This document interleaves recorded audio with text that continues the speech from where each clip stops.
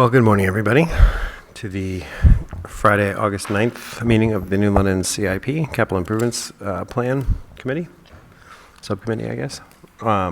Thanks, Jay, for coming. Thanks, Karen, for being in the audience. So just a reminder, we're being recorded. We will get started and talk about New London Fire Department. Did you want to say anything? So I had initially told you guys that I would hopefully have the library and the fire department this morning. The library had their meeting with their Building and Facilities Committee last night, so it didn't seem totally fair to expect Richard to update everything by 7 o'clock this morning. So hopefully he's ready for next week. I will check in with him either later today or Monday morning. But so we should have plenty of time to chat with Jay. Excellent.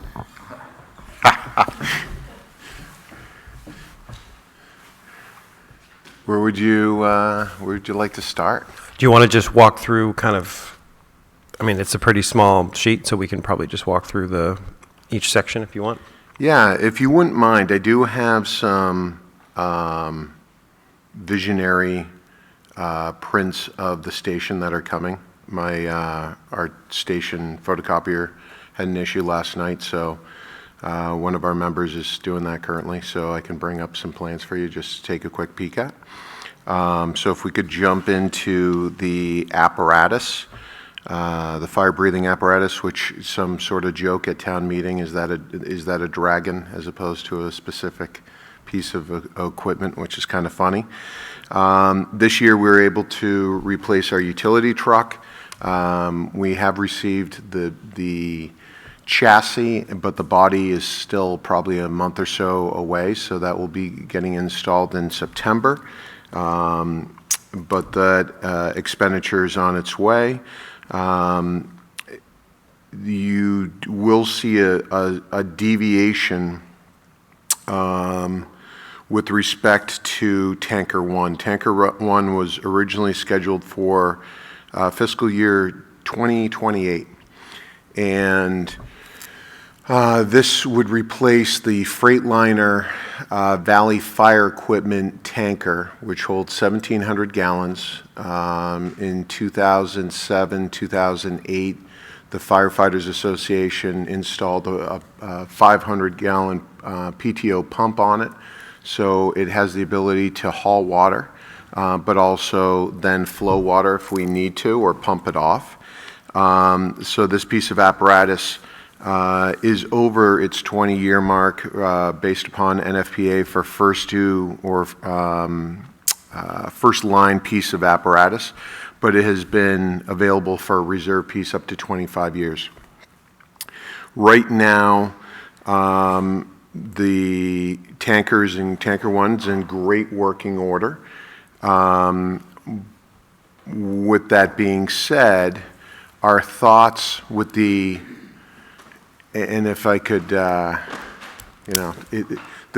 cost of apparatus is absolutely ridiculous. Through COVID, we saw not a 3 to 5% increase, which was the industry standard.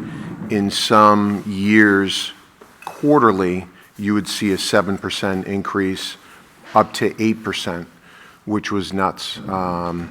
They had a 32% increase with the manufacturer that we go through, E1, or the last two pieces that we've gone through. And so one of the concerns was, here's a piece of apparatus that is almost $500,000 now to replace, where several years ago it was in the $250 to $350 range. We were guessing right around $450. And so we started talks with a gentleman, Larry Dingy. He's up in the Upper Valley, and unfortunately, Mr. Dingy, this past July, passed away. His family is continuing the business, but what we had entertained with Larry over the last couple of years was rechassising the tanker. So instead of buying a brand new tanker, to take a new truck that would be potentially purchased through SG Reed and Company, where we purchased the other cabin chassis in 98, 97 range, and take the plastic body off because it's in good working condition.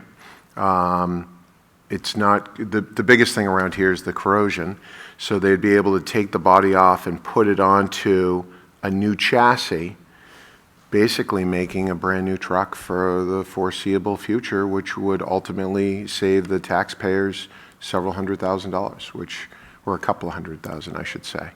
So since Larry's passing was relatively soon, I have not, I've heard rumors that the family's continuing.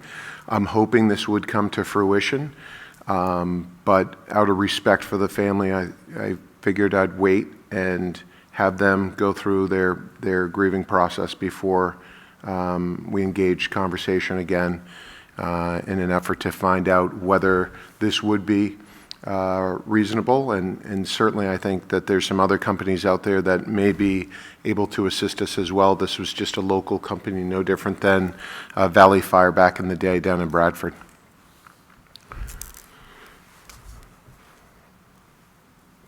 Any questions on that? Go ahead, Bibi. I just want to. Yes. I want to make sure I'm clear on this. So you're saying tanker one, if we bought a brand new one, it would be this $300,000 is the re-chassied Yes. version. Yeah, and my guess is it's going to be less. In 2028, we had forecasted $450,000. Okay. But looking at that as we get closer, it's probably in the $500,000 range, Yeah. which is Yeah. absolutely ludicrous. Okay, got it. Thank you. It's hard to believe in 1992, when we purchased our first Quint, it was $317,000. That's our ladder truck, our first new piece. In 2012, $870,000 fully equipped. Now, 1.2, 1.4. Thank you, sir. Andrew Sarnovitz, our other full-time firefighter. Appreciate it. Thank you, Andrew. Jay, Yes, sir. you mentioned that you installed a pump. Yes. Is that pump reusable, or is it? So what they'd probably do, because now you're talking a pump that's over 20 years old, they would look at the condition. The biggest things with pumps are the packings, as well as the plumbing. Even on our ladder that we purchased in 2012, we've had some corrosion issues because they didn't use stainless. We've had pinholes in some of the piping, the plumbing inside. Now all the pump components are stainless steel, so you don't have those issues, but we've been replacing some elbows and some various things in that piece of apparatus because of the corrosion issues. New London water is hard. I'm not sure if anyone has realized, like on our windows, we have to take razor blades and scrape the minerals or whatever the case is off of it. So could it be used? Yeah, potentially. Absolutely. They would look at the condition of the pump and figure out if, and it's not our first line piece too. So what do we use that pump for? Very often flushing hydrants. So we have 25 dry hydrants and cisterns in the town of New London that we flush out at least twice a year. And that piece is used because of the tank capacity of 1,750 gallons. We'll go around and blow those areas out, and what that does is it removes any sediment around the plumbing so that when we're drafting, we're not sucking up some foreign material. So we use it for that. Forestry issues. If we have a small brush fire, I'm not bringing a $1 million engine into the woods. This one's a little bit more reasonable. We also use it as a blocker on the interstate. That was one of the key components when we purchased our engine tanker to keep that. The interstate is one of the most dangerous places for us. I would say on average, 20 to 30 state police cruisers are struck every year, usually during inclement weather, but very often that's when we get called to the interstate for motor vehicle accidents. So what we do is we set up a traffic control package where our engine, our rescue engine that has all the extrication equipment, that holds more personnel, is right at the scene of the incident. And then further back, we have the tanker blocking. So heaven forbid something happens where someone's not paying attention or there's a higher rate of speeds. That piece of apparatus would protect the occupants. We also use it, especially sharp corners in between 11 and 12, just over the Bog Road Bridge. You have poor line of sight coming around the corner. And so the last thing you want to do is have people going, 65, 75, whatever the case is, coming around a corner, and then there's an emergency incident where you're having to either go into the breakdown lane or the passing lane. So. Thank you. I mean, that's very clear. I was thinking about it. When you look at a fire truck, there's a whole lot of stuff going on. What's the chassis and what's the, other Thank stuff? you. Yeah. So the chassis would be considered the main cab and frame rails to where the rear tires are. The body of the truck would be the tank and the pump components. And so you'd be able to remove the old one and basically set it on a spec'd out. That was me. I hit the mic. Sorry. It's a ghost. It's a ghost of Whipple Hall. So, for instance, in 2001, we had ordered the cabin chassis for our old engine, and Pete Stanley, who was the chief at the time, and I flew out to Lansing, Michigan, and we drove that back here because we had purchased the cabin chassis one year because of funding levels, and then we put the body on the next year, which was fortuitous because then September 11th happened, and all the equipment was basically going to New York City to replace the equipment that they had lost. We offered up a green truck. For some reason, they didn't want it. They only red trucks. Yeah. So just to tie a knot on that, is there a potential that there'll be an additional cost for a new pump? I would expect when we put the pump on, and again, this was in 2007, the Firefighters Association, when we raised the money, it was right around $35,000. So this is not a very complicated pump compared to the pumps on our ladder or the two engines that we have. Those are very complicated, multiple discharges, multiple intakes. So this one's a basic single intake, 2 discharges, and it's also a PTO pump, so it's running off the power takeoff, as opposed to our larger pumps that actually, the drive shaft is what actually drives the pump. Still a PTO engagement, however, slightly different when it comes to the complexity of it. So it's not a very expensive pump, but it's effective, 500 gallons a minute. So what does that mean for us? There are places in town, Turkey Hill. Our ladder truck probably isn't going to be going over Turkey Hill. There's a bridge on Pikebrook Road, Sunapee Park South for those older individuals, and that bridge is red listed. I wouldn't mind putting the tanker over there. Our ladder truck or a larger piece isn't suitable to go over that bridge. Not that it's really CIP relevant, but so what happened? I mean, there are a couple of very large houses out there. Extremely large. So, I mean, do they have other suppression systems or? So what we would do is we'd drag hose over. We'd use our tanker. Newberry Fire has a mini pumper, which is basically a pickup truck with a pump on it, and we'd use that to combat a fire or do what we could. But yeah, it's not without access and the red listing. I think the bridge weight is right around 16,000 pounds or something like that. Have those neighbors ever had conversations about increasing the bridge. So I know that would be there's plans to difficult for them. replace the bridge tying Owl's Nest in, but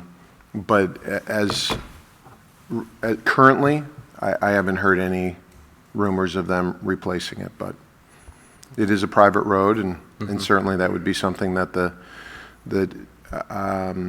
I would be in talks with the other DPW director to make sure that we've got adequate access.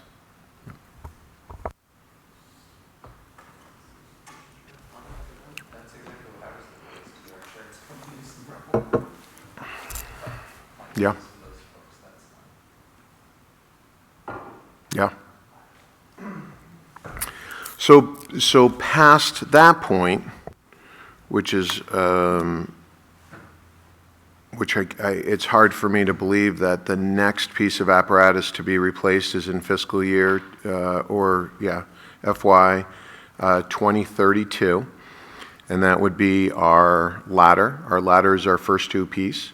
It's multifunctional, so obviously it's got an aerial ladder, it's got ground ladders.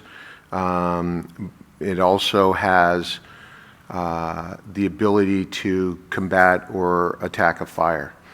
Our old ladder, which was a 92, had 500 gallons of water. When we purchased this ladder, we lost 40% of that water capacity because of the height of our station.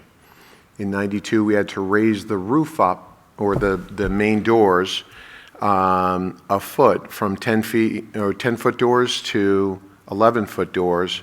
But with the newer federal emission standards, the height of apparatus has increased to allow for the components of cleanly burning the diesel products and other factors. I mean, the vehicles today are different than what we had in the past.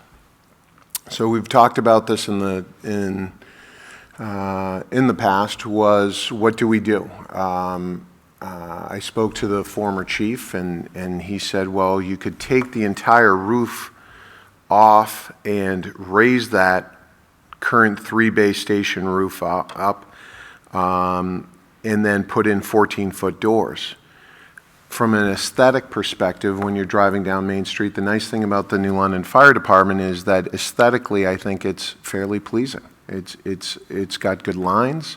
There's adequate area for training, and to do that would be a significant interruption. But then, in the future, it doesn't make sense because there are going to be space needs that we need. And so what my recommendation would be, and I'll pass this around. Oops, sorry. No. Let me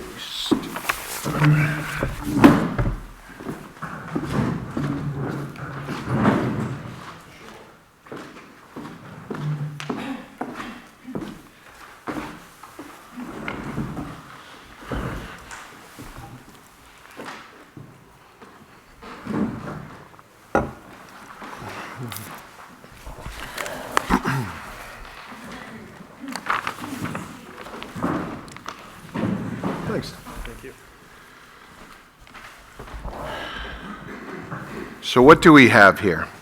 So this first page is our current station.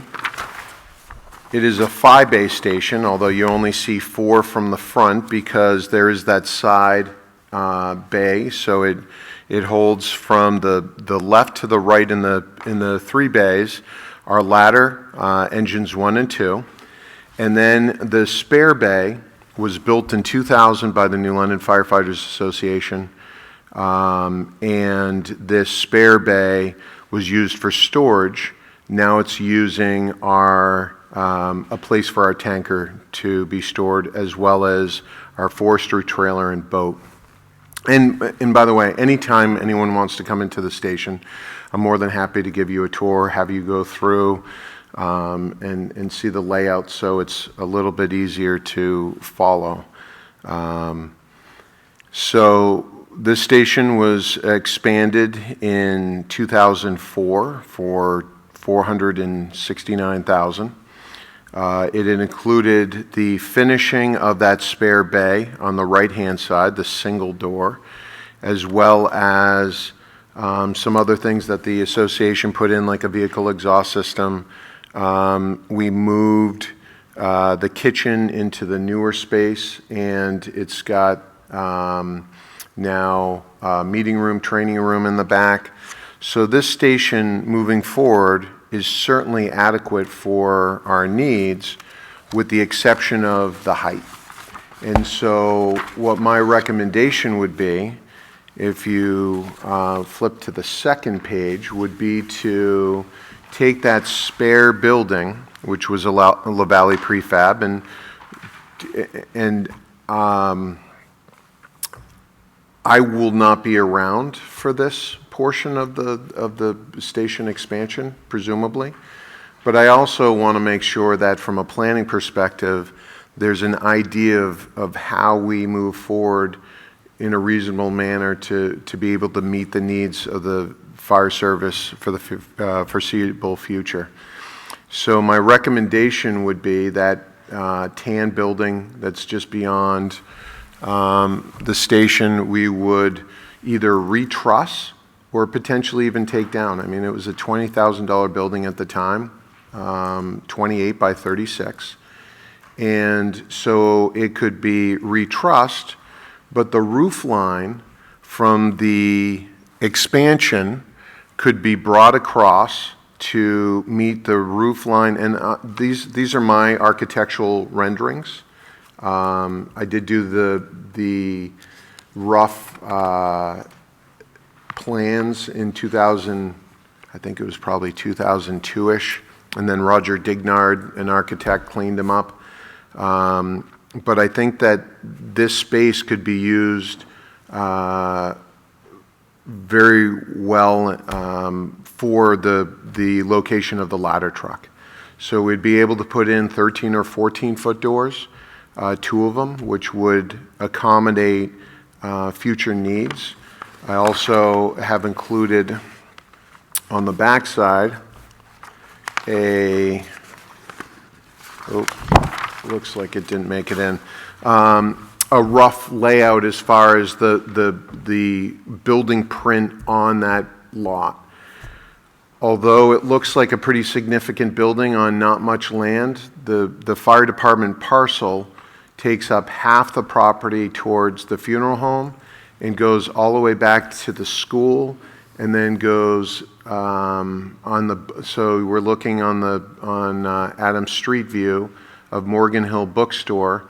So where those 4 propane tanks are located, those are just over the property line. So in fact, before the town did a lot line adjustment, those tanks were actually on the town property. So they gave Morgan Hill some property, but just to give you an idea, there's a pretty good chunk of property there that would fairly easily be expanded. And I think we would have probably have done this in 2004 if the building wasn't at that point 4 years old.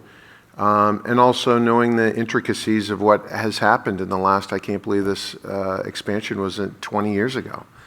So I think that when you look at the New London Fire Department and its location, it's in a great spot. I always say if New London was a dartboard, the firehouse would be the bullseye. So from public education with the elementary school kids to timely response to those individuals, whether it be at Hilltop, Fenwood, down to Highland Ridge, the Seasons, Bittersweet, the college. So it's in a great spot. It's just a matter of making sure that we have the facility so that we can put our apparatus in. And also upstairs, we could, like right now, our captain who's in charge of fire prevention, he's currently working out of a study nook that we built for college students. We used to have we've had almost 40 college students over the years participate with the New London Fire Department, and often they would come down because it was a quieter place than sometimes campus for a little study nook to get out of the way. So he's currently occupying that space. So the plans that I drew have a little shed dormer to break up the roof line, and that would be potentially a good office space. And then moving forward, certainly individual sleeping quarters. We have group sleeping quarters. So there are 3 areas. One's a single room for the officers. If the on-call officers are super busy, they certainly can stay there. And then there's a men's and women's room that one room holds 4 firefighters, the other holds 8. And we still utilize those for storm coverage. If we have a several foot snowstorm, if you can't get out of your driveways, we can't get out of ours. So often we'll man the station and have staffing levels there so that if something does happen, we can respond in a timely manner without being snowed in.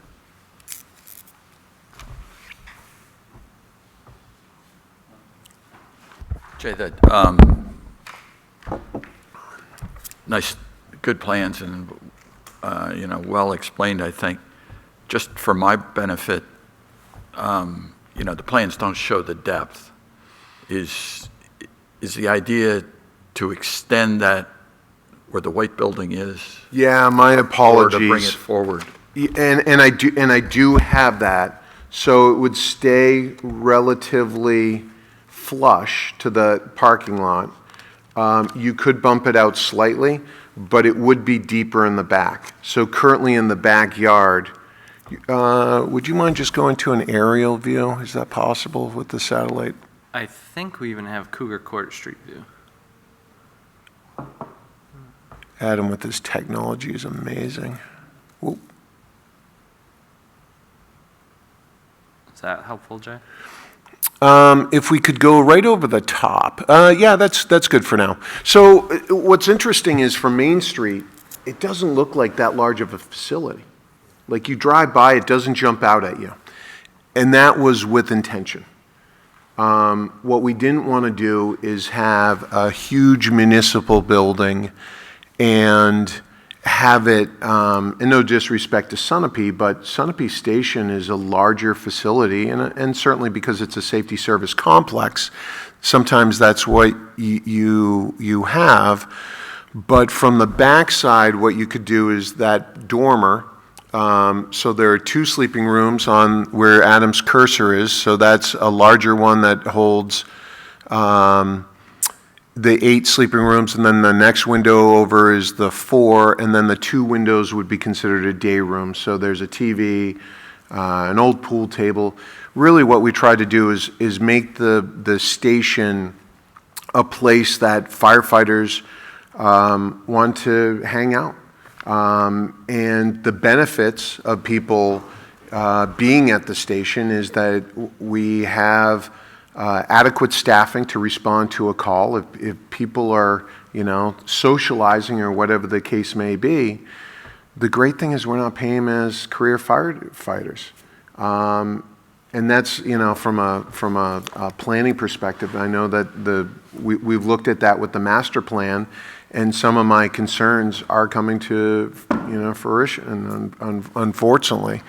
So what we could do on that backside, is there any way to go to an aerial view just to look at the satellite?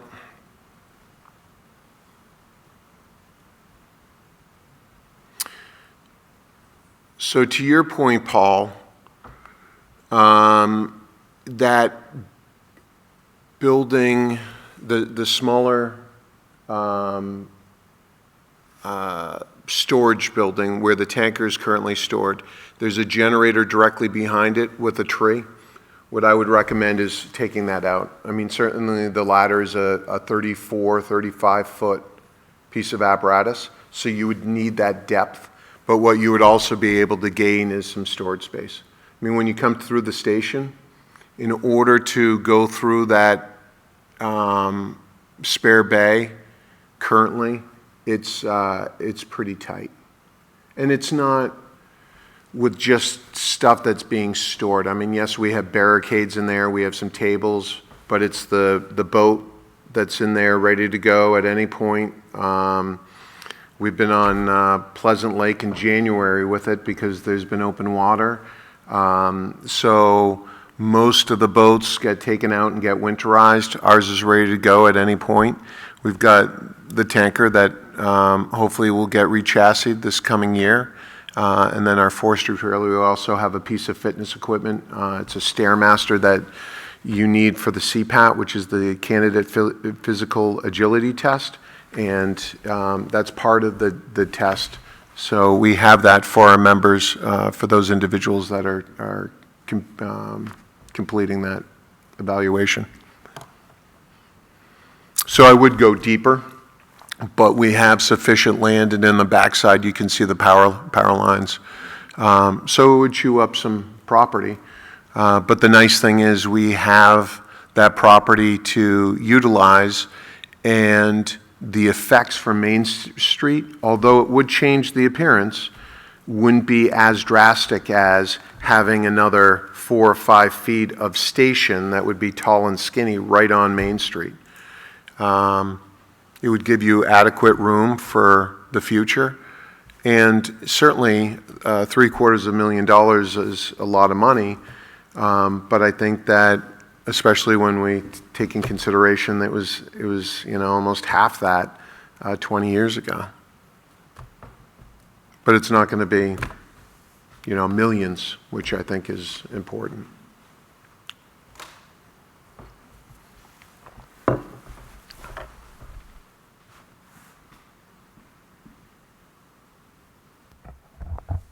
And what I can do is I can give Adam, or maybe I download, when I clear here, I can email that to Adam and have these as a PDF or whatever the case is, and you can send them out to the rest of the group, or if someone's not able to attend today. Mm-hmm.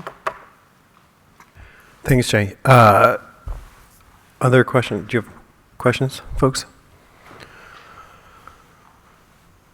Karen, any questions? Okay. Yeah, it's interesting. I'm trying to think how it would be from the street, like you said, because you're pulling it forward. It might. So I was looking at the. So your street view. Yeah. When you look at it, and that would be probably easy enough to overlay. I'm good with a pencil. Although I look younger, I did have just typing classes in high school and a word processor in college, so from a technology standpoint, I'm sure I can have one of the younger members of the department help me out and do an overlay from the front side, what that might look like. But essentially, it's bringing that rear wall on the right side to the front, which would then actually make the sort of wall along the street a little bit more even than it is now. Yeah. Yep. But I think that with that dormer, it would break up the roof line.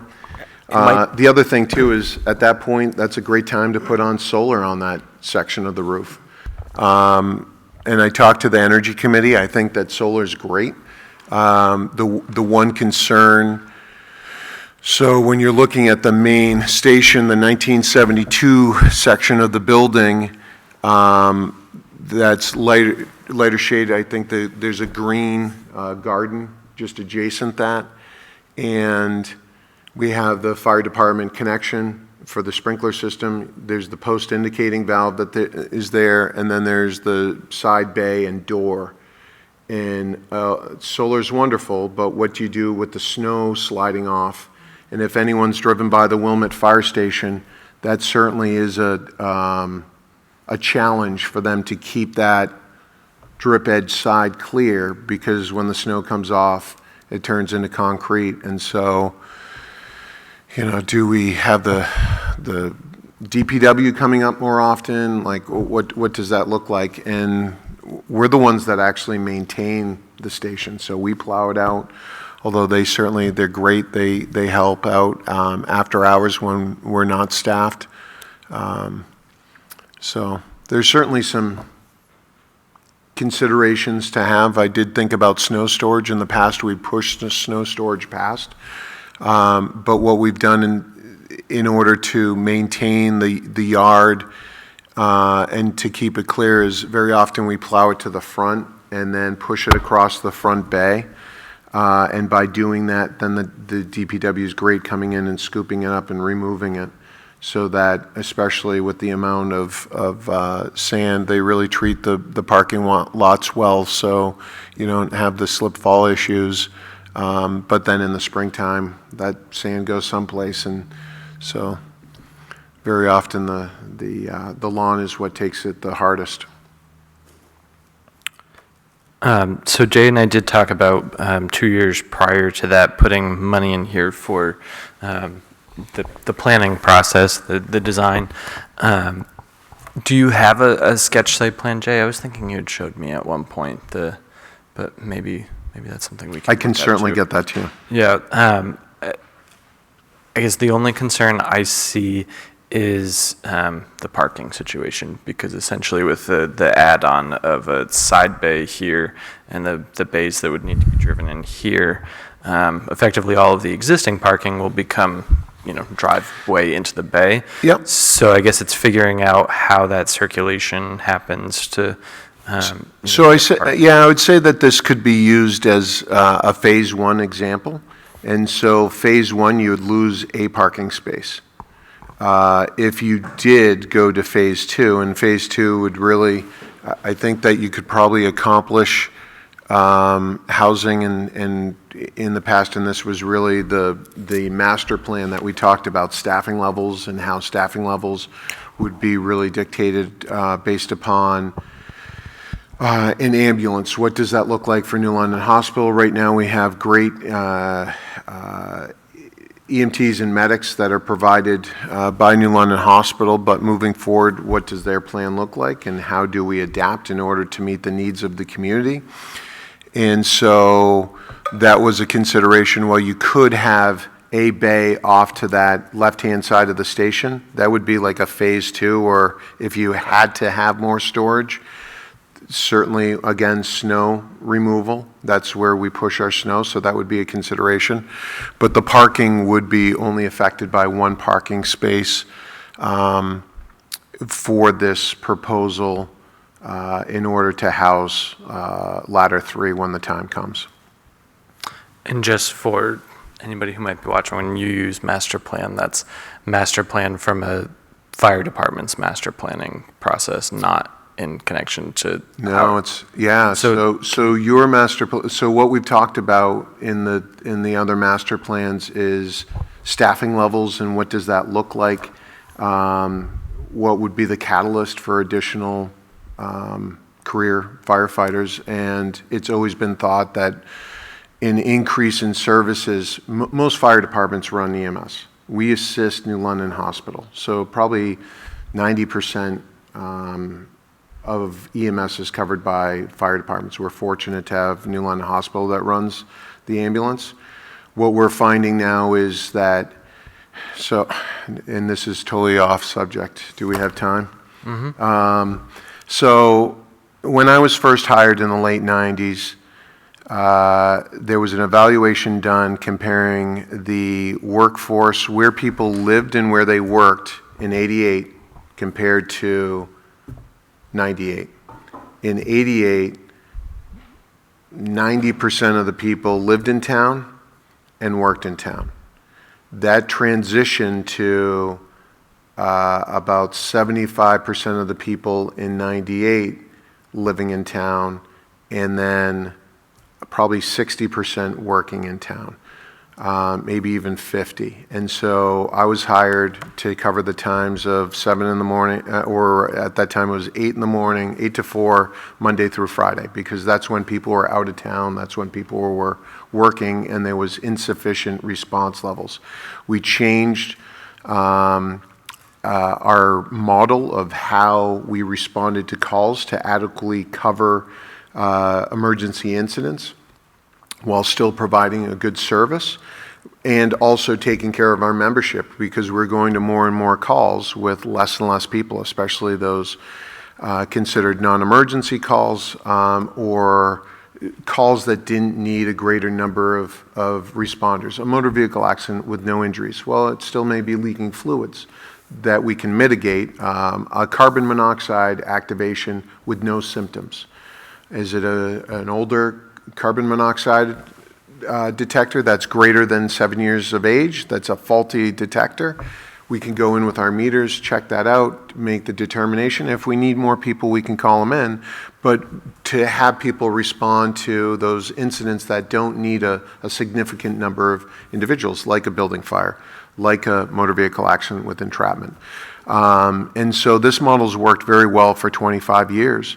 And now from a societal standpoint, from a workforce standpoint, now our membership we looked at in 2008, we were at 43 members with a maximum of 45. Now we're at 34 members. At that point, we still had a significant number of people that lived in town, and also probably 50% worked in town. Now only 25% of our membership work in town during the daytime hours, and most of the people don't live in the town of New London. So what does that mean? Longer response times. That means shorter number of people during the daytime hours to assist, and we've certainly we filled that by having Andrew Sarnovitz, who's the other full-time firefighter, Mike Matthew, who now does our fire prevention. And one of the issues is that time, the coverage from 7 at night to 7 in the morning, and during the weekends, we used to have people that were able to take call.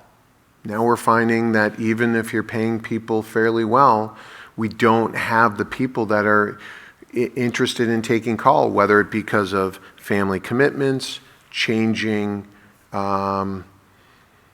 there's multiple factors to it. We're very fortunate to have some very enthusiastic, able individuals who are now career firefighters. So the town of New London has 7 career firefighters that live in town or that are affiliated with the New London Fire Department.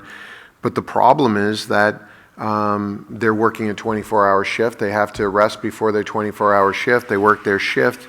They have to then catch up on the sleep because they've been up all night. We have 3 in Derry, 1 in Concord, Hanover, Hartford, and Lebanon are the working areas. And so that just leads to some complexities that we haven't had in the past. So how do you continue the business model that we have while pivoting to meet shortfalls? And so I think that when we look at the station, having individual bunk rooms, the thought there is at some point, whether it be because of an ambulance service, whether it be because we have struggles, and recruitment and retention has always been an issue in volunteer fire departments.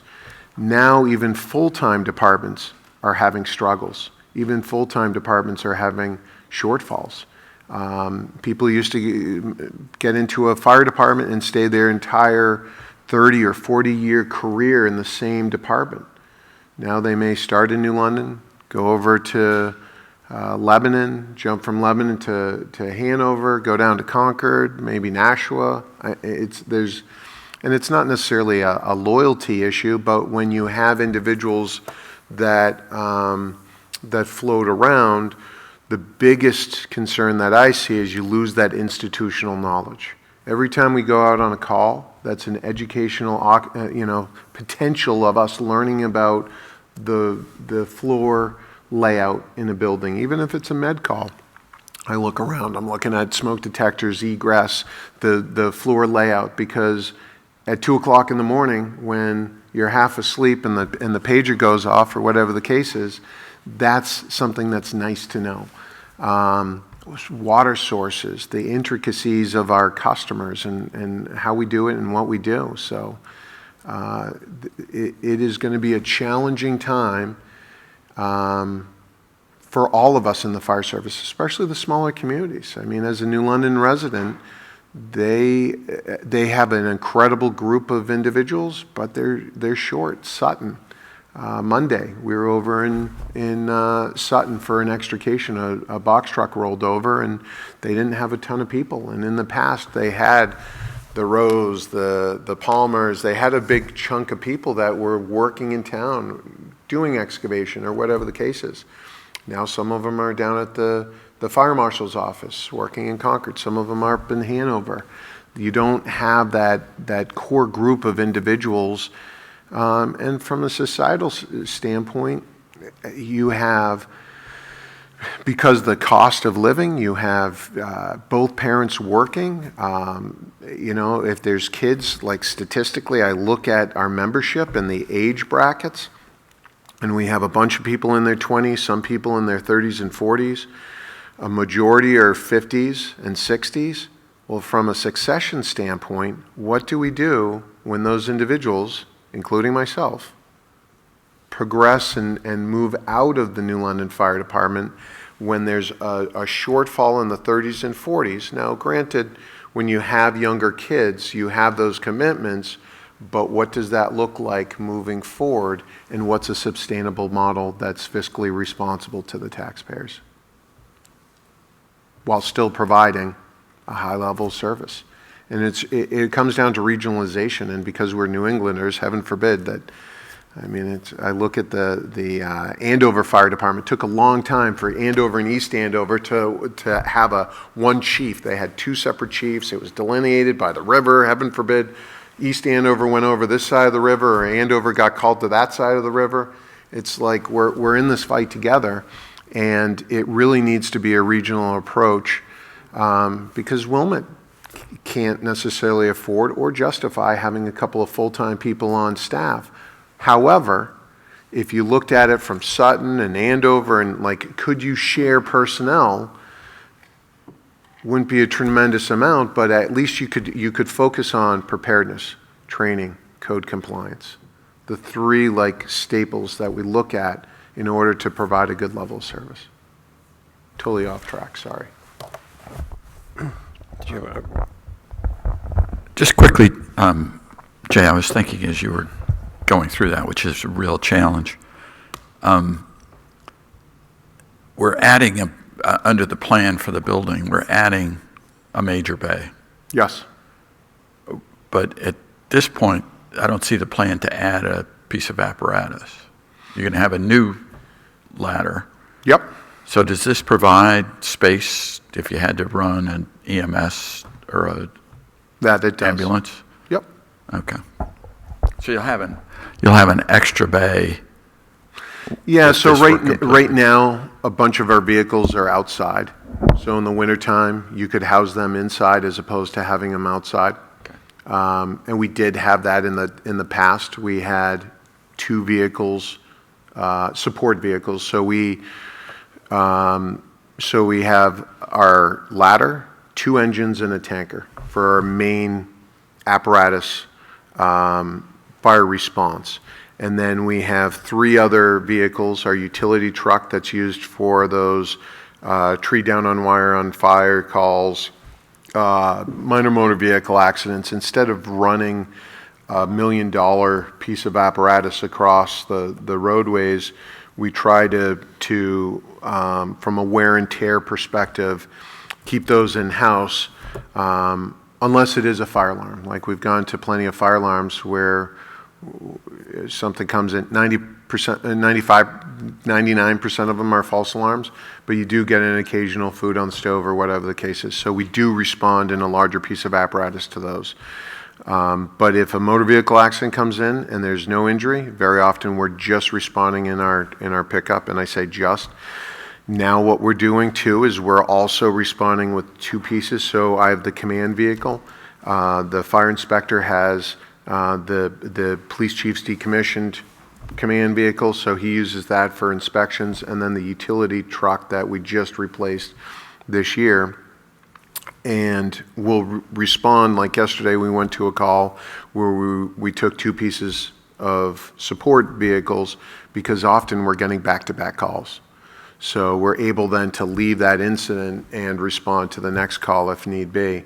and leaving crew with the ambulance crew. So if EMS call comes in, then we can respond to that carbon monoxide activation. Thank you, Chief Lane. That's really helpful. One quick question when I was thinking about the building coming forward. I agree with you. The building looks good. The one thing that I've thought about in the past is that it kind of breaks the street wall there, if you will. So if you have Morgan Hills close to the street, you have the funeral parlor close to the street.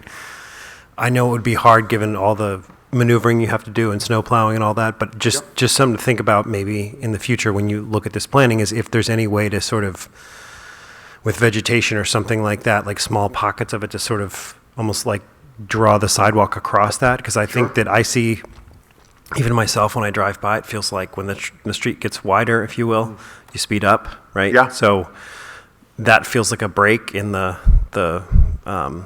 street wall there. So, just something to think about. And I think there may have been something there in the past, but that's a great point. And certainly when I look across, if you go back to, so you look at what the TDS parking or that sidewalk, like I wouldn't be opposed to having something like that in front of the parking area, or even, so if we had something similar, and I can work with Sam Clark, our new DPW director, when they're looking at installing sidewalks to do something there. And then also maybe extending, knows what it looks like towards the Morgan Hill side. Unfortunately, the state of New Hampshire did take out the crosswalk that was there. It was the only one that was taken out in the entire town, which I think is ludicrous because school kids use that every day to go, like that's their main cut through because we maintain a path for the school kids in the wintertime. So that's a great point. Yeah, no, I mean, I think sidewalk potentially, and even, again, I don't know how you would do it because you need to be able to move your equipment freely, but just again, somebody smarter than me could think up maybe a way to do some modest vegetation that would be that would help connect those. There's almost like a bridge from the bookstore to the funeral home. Yeah, no, I concur. Anyway, just a thought. Yep. Any other comments, questions? Date for next week. So I don't know exactly who we're going to have next week. It's somewhat dependent on the library, so I haven't pushed the question with the committees yet, not wanting to promise them a day before we get through the full departments. So hopefully I will have that answer later today or early Monday. So plan to still meet next Friday. I'd like to think that we could get through the library and maybe one or two of the committees that we're going to chat with. But I guess just sort of stay tuned.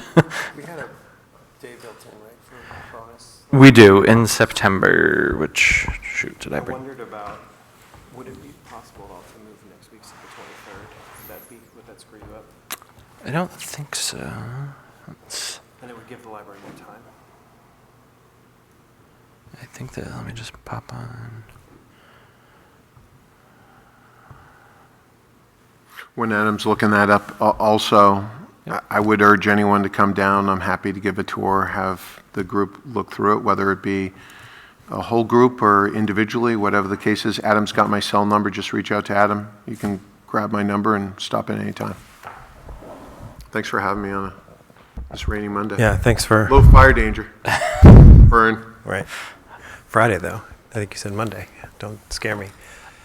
Yeah, we can, if the 23rd works for folks, that's... What is that? Is that okay with you guys if we pushed out not next week and did the following week?